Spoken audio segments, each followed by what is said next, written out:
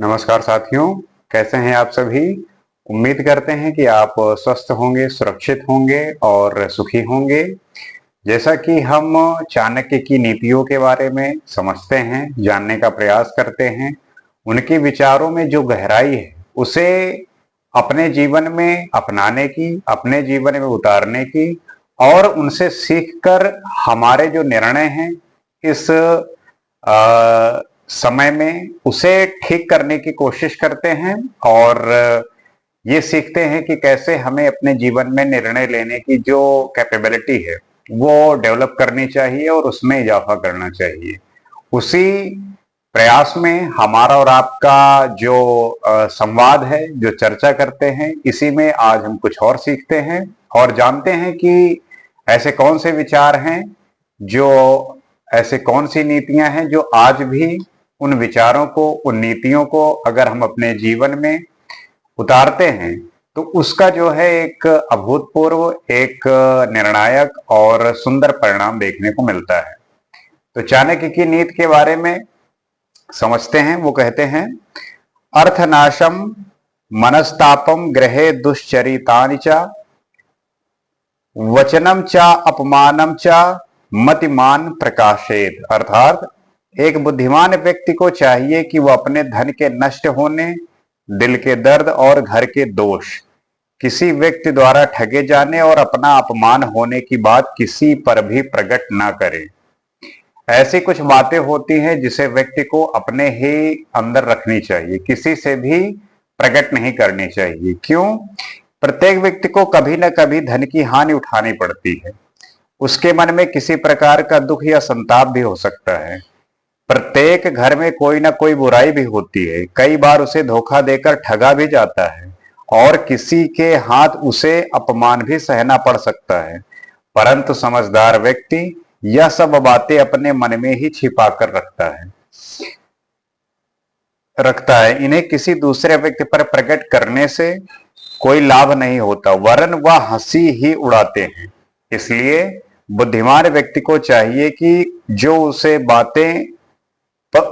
जो बातें उस पर बीती हैं, जो उसे कष्ट है तथा घर के दोष हैं, इन बातों को किसी पर प्रकट ना करें। तो ये सब बातें हैं जिन्हें आप अपने ही तक रखिए, किसी से मत बताइए।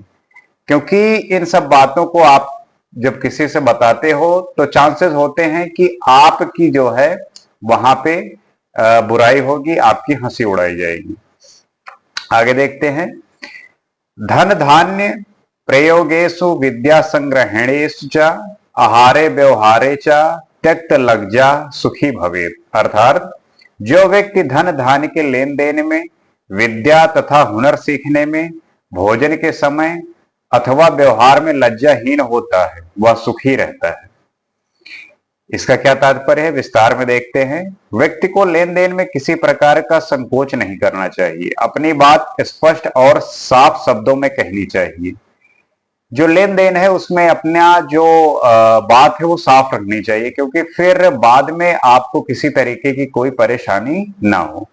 विद्या अथवा किसी गुण के सीखते समय भी संकोच करने से हानि होती है। अगर आप कोई विद्या सीख रहे हो, गुण सीख रहे हो, तो आपको संकोच नहीं करना चाहिए। आपको पूरी तरीके से किसी से सीख रहे हो तो उसे निसंकोच उससे सब कुछ पूछना चाहिए और जानने का प्रयास करना चाहिए। इसी प्रकार भोजन करते समय जो व्यक्ति संकोच करता है वह भूखा रह जाता है। इसलिए भोजन के समय, लोकाचार और व्यवहार के समय व्यक्ति को संकोच न करके अपने विचार स्पष्ट रूप से व्यक्त करने चाहिए। जो व्यक्ति लेन देन के मामले में संकोच करेगा उसे हानि उठानी पड़ेगी। तो ये सब बातें हैं जो आपके जीवन में निरंतर होते रहते हैं। आपके जीवन में ऐसी बातें चलती रहती हैं। तो अगर आपके ध्यान में ये सब बातें रहेंगी तब आप निर्णय सही ले पाएंगे। आप अपने दैनिक जीवन में जो व्यवहारिक काम हैं, उन सब व्यवहारिक कामों में बहुत सारी ऐसे जगह पे आप फंस जाते हैं जहां पे आप डाउट में होते हैं कि क्या करें और क्या ना करें। जब आपको ये पता चल जाए और श्योर हो कि ये करने से हमारा हित है, मेरा हित है, तब फिर आप उस ज्ञान की जो ज्ञान का जो रास्ता है उसके पीछे आपको चलना होगा, आपको सीखना होगा। और इसी धारा में हम आप सीखने का प्रयास कर रहे हैं। आगे क्या कहते हैं? संतोषा अमृत तृप्तानाम यत् सुखम शांत चेतसाम न चा तद धन लुब्धाना मितस्य चेतश्च धावताम। अर्थात जो व्यक्ति संतोष रूपी अमृत से तृप्त है, मन से शांत रहता है, उसको जो सुख होता है वो धन की प्राप्ति के लिए इधर उधर दौड़ धूप करने से प्राप्त नहीं हो सकता। यहां पे संतोष के बारे में बताया गया है कि संतोष की बड़ी महिमा है। जो व्यक्ति संतोष से अपना जीवन बिताते हैं और शांत रहते हैं, उन्हें जितना सुख प्राप्त होता है वह धन के लालच के लिए हर समय दौड़ धूप करने वाले व्यक्ति को प्राप्त नहीं हो सकता।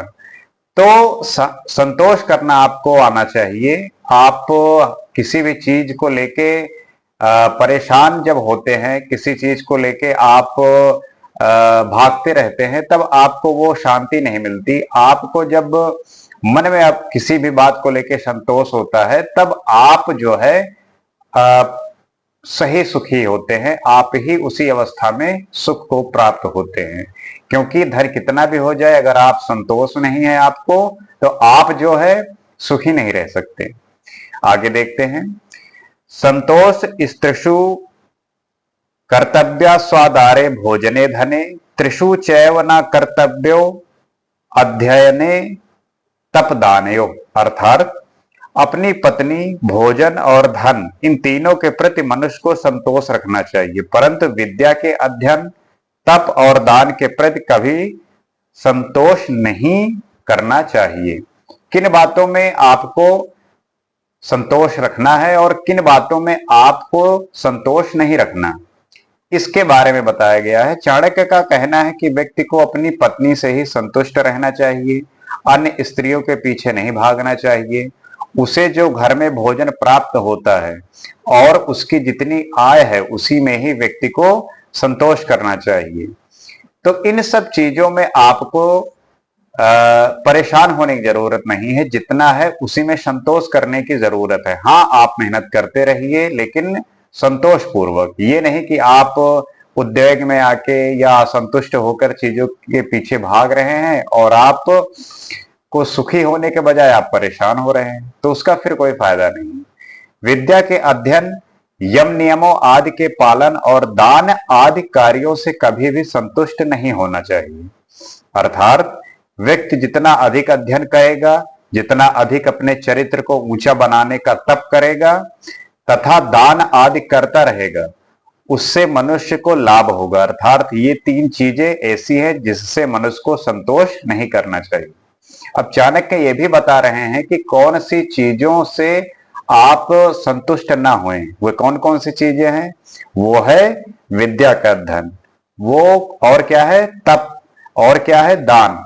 विद्या का अध्ययन आप जितना कर सकें उतना करिए, तप करिए। आपके अंदर त्याग की भावना होनी चाहिए, वो हमेशा बनी रहनी चाहिए। जितना कर सकें उतना अच्छा है, और दान करते रहिए। तो ये बातें आप अपने जीवन में धारण जब करेंगे, तब आप प्राप्त करेंगे कि आपको कितना ज्यादा आपके अंदर वो परिवर्तन हो रहा है जिसको लेके आप डाउट में होते हैं, और डाउट ही आपके निर्णयों को गलत करती है, और फिर बाद में आपको उन्हीं सब बातों को लेके पछताना पड़ता है। तो आप और हमारा जो उद्देश्य है कि हमें अपने जो ज्ञान का स्तर है, जो समझ का स्तर है, उसमें इजाफा करना है, उसमें बढ़ोतरी करनी है, और इसी उद्देश्य के साथ जो हमारा संवाद का स्तर है उसमें एक इजाफा हो, एक क्रिटिकल थिंकिंग डेवलप हो, एक जो वाद और विवाद का जो स्तर है उसमें एक